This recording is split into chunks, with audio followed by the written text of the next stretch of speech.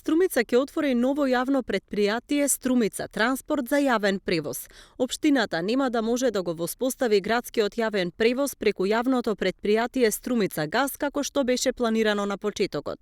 Општината издвои средства од буџетот за 2023 година за набавка на електрични автобуси со цел да се намали аерозагадувањето во општината, но и да се направи подобро поврзување на градот со населените места во општината. Важен ден за граѓаните на Струмица, кога се носат така убави одлуки.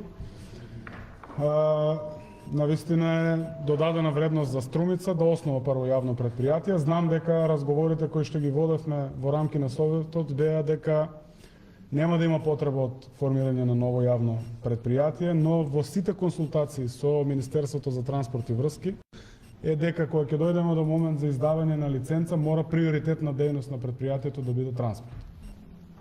Затоа имаме потреба од основање на ново јавно претпријатие. Овде во материјалите не е наведено името, предлагам пред Советот да името на новото јавно сообраќајно претпријатие биде Струмица транспорт, што ќе асоцира на Струмица и паралелно ќе ги водиме процесите за набавка на екоавтобусите и Струмица да стане првиот град на Балкан со целосно електричен јавен транспорт. Оваа година треба да се завршат документациите и да се утврдат возните линии на јавниот превоз, а јавното претпријатие би почнало да ја врши својата дејност следната 2024 година.